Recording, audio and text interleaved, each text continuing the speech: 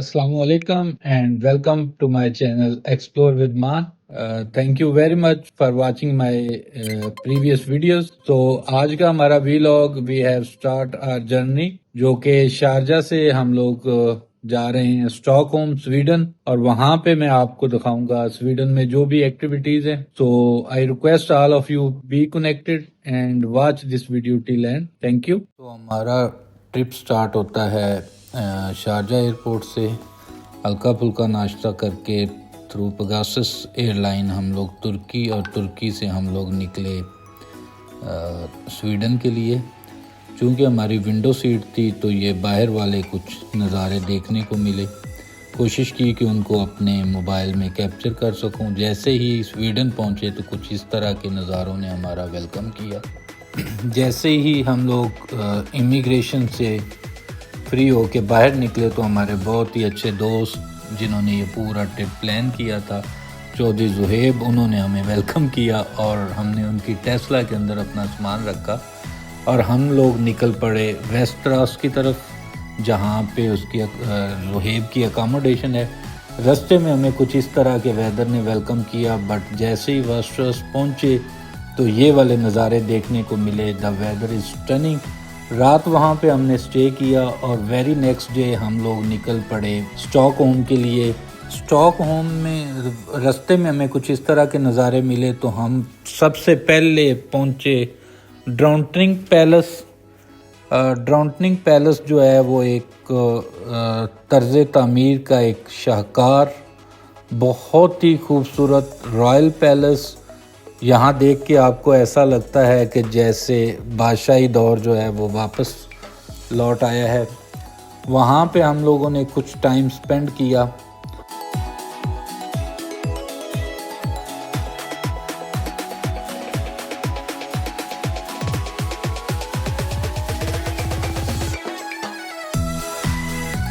यहाँ पे आपको इस तरह का एक बोर्ड मिलेगा. उस बोर्ड के ऊपर इसकी पूरी detail history you can go through it. उसके बाद अगर आप इस एरिया के बैक साइड पे आते हैं तो आपको एक बहुत ही खूबसूरत किस्म का गार्डन मिलता है. इस गार्डन में जितने भी दरख्त हैं वो इतने एक लाइन में लगाए गए हैं कि रियली इट्स मतलब वो बहुत ही मज़े की देखने की जगह है.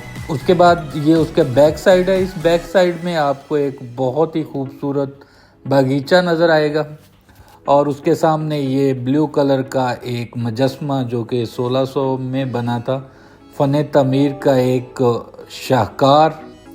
बाय द वे यहाँ पे हर कोने में एक अपना ही सुकून है.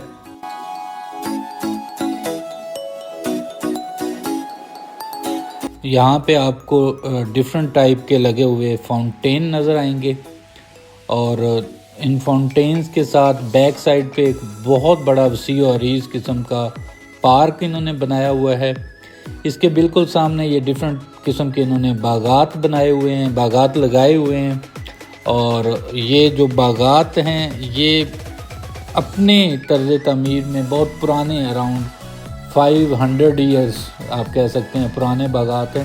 So everything is look so beautiful. अगर आप लोग इस एरिया को विज़िट करते हैं यहाँ पे आपको बहुत सारे टूरिस्ट मिलेंगे. क्योंकि ये ओपन एरिया है तो यहाँ पे बहुत से लोग मतलब आ रहे होते हैं. और अगर आप देखें तो आपको जितनी भी ये स्वीडन से रिलेटेड पिक्चर्स मिलती हैं तो उसमें ये इस वाले पैलेस की पिक्चर बहुत प्रोमिनेंट होती है. ये पानियों में बसा हुआ स्टॉकहोम अपनी ही जगह पे एक खूबसूरत, एलिगेंट और एक ख्वाब की तामीर लगता है. जैसे ही आप इसके ये वाटर फ्रंट पे चलते हैं तो आपको एक साइड पे पानी के ऊपर बने हुए बहुत ही खूबसूरत रेस्टोरेंट्स, कैफ़े मिलते हैं. But on the other hand आपको बहुत ही खूबसूरत किस्म की बिल्डिंग्स नज़र आती हैं. हर बिल्डिंग दूसरी बिल्डिंग से बहुत ही मुख्तलिफ है. रास्ते में बहुत ही खूबसूरत चेरी के और बहुत डिफरेंट किस्म के खूबसूरत पौधे नज़र आते हैं. आजकल चूँकि चेरी का मौसम है तो उसके फूल आपको अपनी ही जगह पे एक ट्रैक करते हैं, फैसिनेट करते हैं. ऑन द अदर हैंड अगर आप देखें तो आपको फ्लोटिंग रेस्टोरेंट मिलेंगे. वाटर फ्रंट की दूसरी साइड पे भी बहुत ही खूबसूरत बिल्डिंग्स नज़र नजर आएंगी। अगर आप देखें तो आपको मौसम का रंग इंतहाई क्लियर मिलेगा, जो कि खूबसूरती की एक डिफरेंट अपनी जगह पे एक मिसाल है। स्वीडन की एक चीज जो मैंने देखी, स्टॉकहोम की स्पेशली, चूंकि मैंने विजिट किया, तो यहाँ पे जो फन तामीर है स्पेशली बिल्डिंग्स का, वो एक का दूसरी से बिल्कुल मुख्तलिफ है और हर बिल्डिंग अपनी जगह पे एक शाहकार है। कुछ बिल्डिंग्स एक ही रो में बनी हुई हैं, जैसे कि अभी आप ये सब ने देख रहे हैं, ये एक होटल है। होटल्स के बाद ये उन्होंने एक छोटा सा स्पेस बनाई हुई है, जस्ट वॉकिंग स्पेस टाइप है। तो आप इसको देखते हैं तो देखें, अभी भी आपको ऐसा लग रहा है कि एक के साथ एक बिल्डिंग, 8-10 बिल्डिंग्स को अगर आप देखें तो हर बिल्डिंग दूसरी बिल्डिंग से मुख्तलिफ है, बट हर बिल्डिंग अपनी जगह पे एक अपना शाहकार है। अच्छा, हम लोग चलते हुए पहुंच गए अब्रा। यहाँ पे डिफरेंट टाइप की फेरीज आके रुक रही हैं। अच्छा, जो स्वीडन है ये पानियों के अंदर घिरा हुआ एक शहर है। इसके अंदर बहुत सारे आइसलैंड हैं, आई थिंक 700 प्लस हैं, but I am not exactly sure कि कितने हैं, बट वो तमाम के तमाम कनेक्टेड हैं, इंटरकनेक्टेड हैं, पानी से भी और ज़मीन से भी। अच्छा, यहाँ पे जो ट्रांसपोर्ट सिस्टम है वो नो डाउट यूरोप का तो ट्रांसपोर्ट सिस्टम आपको पता ही है। आप यहाँ पे ये बैक एंड पे देख सकते हैं, एक मेट्रो गुजर रही है। वैसे बाय द वे यहाँ के ट्रांसपोर्ट सिस्टम ने मुझे बहुत ज़्यादा इम्प्रेस किया। जहाँ पे भी आप लोग फिर रहे हैं, you can connected via train, tram, city bus service, thing have their own speciality. किसी में भी उससे बिल्कुल ये पीछे नहीं है, और इसको वैसे फ्यूचर ऑफ द यूरोप भी कहा जाता है स्वीडन को। जैसे ही आप इस एरिया में ये in front of water front आप लोग घूम रहे हैं, तो आपको वही डिफरेंट टाइप की बिल्डिंग्स अगेन देखने को मिलेंगी। मुझे वैसे अगर ऑनेस्टली स्पीकिंग मेरे से पूछें तो मुझे इनकी ये वाली बिल्डिंग्स ने बहुत ज़्यादा फैसिनेट किया, क्योंकि बहुत यूनिक थी, बाकी बिल्डिंग से बहुत डिफरेंट थी, और एक बिल्डिंग दूसरी बिल्डिंग से का तर्ज तामीर जो है वो बहुत ही डिफरेंट है।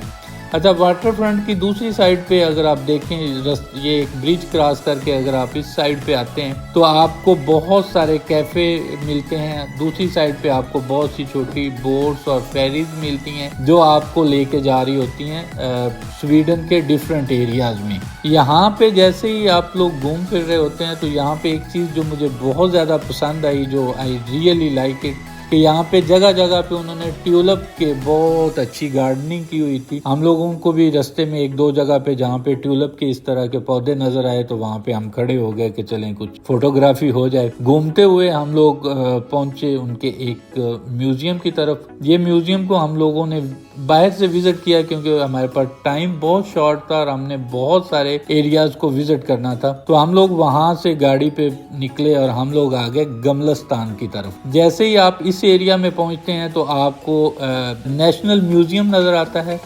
नेशनल म्यूजियम के बिल्कुल सामने ये एक रॉयल पैलेस है। ये वाला एरिया अब उन्होंने स्पेसिफिक कर दिया है चर्च के लिए। आई विल ट्राई कि मैं आपको अंदर से ये दिखा सकूं कि कितना खूबसूरत ये डिज़ाइन हुआ है। क्योंकि ये एक रॉयल पैलेस था तो आप इसकी फ़न तामीर और ख़ूबसूरती का अंदाज़ा लगा सकते हैं। मैंने कोशिश की कि जो एरिया इसका ओपन है उसको कवर करके आप लोगों को दिखा सकूं।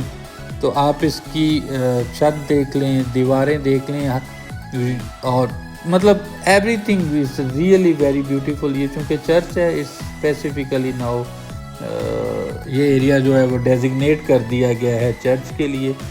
जैसे ही हम लोग वहाँ से बाहर निकलते हैं तो आपको डिफरेंट उनकी जो बिल्डिंग्स हैं, उनकी जो हिस्टोरिकल बिल्डिंग्स हैं वो देखने को मिलती हैं। इसमें जो ये वाला सामने आपको नज़र आ रहा है ये सिटी हॉल है, और सिटी हॉल के बिल्कुल ही साथ अगर आप लोग जाते हैं तो आपको यहाँ पे इसी पैलेस की बैक साइड पे ये गार्ड्स की एक कोइंसिडेंट था। हम लोग वहाँ पे पहुँचे तो ये गार्ड्स की तब्दीली की एक तकरीब हो रही थी, तो हमने कहा कि चलें अब हम लोग आ ही गए हैं तो इसको भी विज़िट करते हैं। हमारे लिए बाय द वे ये एक डिफरेंट एक्सपीरियंस था, ठीक है।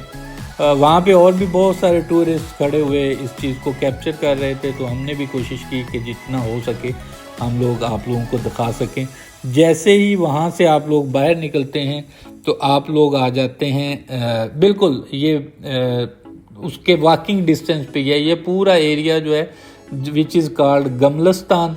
छोटी छोटी तंग गलियाँ, फ़न तामीर का एक डिफरेंट बाब, हर इमारत बहुत यूनिक। आपको यहाँ पे छोटे छोटे रेस्टोरेंट्स मिलेंगे, आपको कॉफ़ी शॉप्स मिलेंगी, आपको food street type different type के रेस्टोरेंट यहाँ पे मिलेंगे, और यहाँ पे हैंडमेड प्रोडक्ट्स आपको मिलेंगी। आप वहाँ से परचेजिंग कर सकते हैं, आप वहाँ से चीज़ें मतलब अपने अपने लिए ला सकते हैं, डिफरेंट टाइप के शो पीस। और यहाँ पे बाय द वे जितने भी टूरिस्ट विज़िट करते हैं स्वीडन में, वो गमलस्तान को लाजम मतलब एक दफ़ा विज़िट करते हैं, क्योंकि the area is very beautiful, very unique. और यहाँ पे आप जिस साइड पे भी देखेंगे आपको रश मिलेगा, मतलब जितने भी टूरिस्ट हैं they must visit this area. उसके बाद जैसे ही आप थोड़ा सा बाहर निकलते हैं तो आपको वहाँ पे यूनिवर्सिटी मिलती है। हम लोगों ने वहाँ पे पकड़ी जनाब एक अदर स्कूटी का भी एक अपना एक्सपीरियंस था। स्कूटी इसलिए यूज़ करते हैं कि गाड़ी हमने थोड़ी दूर पार्क की थी, तो स्कूटी पे हम उस एरिया में आ गए थे जो एरिया हम लोग घूम फिर रहे थे। स्कूटी पे चलते हुए हम लोग जनाब वहाँ से पहुँचे उनके ओपन थिएटर में। अच्छा, ओपन थिएटर उन्होंने बनाया हुआ है जहाँ पे डिफरेंट लोग सिंगिंग कर रहे थे, डिफरेंट लोग कुछ आर्ट वर्क कर रहे थे, छोटे छोटे कंसर्ट हो रहे थे, कुछ लोग डिफरेंट टाइप की एक्टिविटीज में लगे हुए थे। हमने भी दाएं बाएं जरा घूम फिर के जायजा लिया और साथ साथ देखा कि लोग क्या कर रहे हैं। And I am also busy on my cell phone, उस टाइम कुछ कॉल्स वगैरह आ रही थी। और खैर एनीवे आप देख सकते हैं ये बहुत ही खूबसूरत ओपन थिएटर इन लोगों ने बनाया हुआ है, जो कि अपनी जगह पे देखने के काबिल है। सबसे खूबसूरत, पीस ऑफ माइंड, सुकून, खूबसूरत जगह।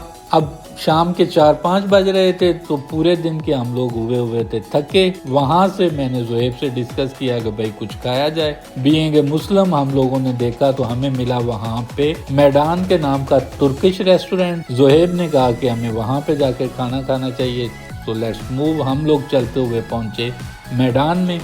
वहाँ पे हमने ये उनका एक फुल प्लॉटर जो है वो ऑर्डर किया। फूड वाज सुपर डिलीशियस, बहुत हैवी थी, इतनी बाय द वे हमसे खाए नहीं गए, बट अमेजिंग। ये थोड़ा सा हमने शाम का व्यू को कैप्चर किया। ये थी हमारे आज के पूरे दिन की activity. Please subscribe my channel and become a part of Man family. Thank you very much and looking forward for the next vlog. Thank you.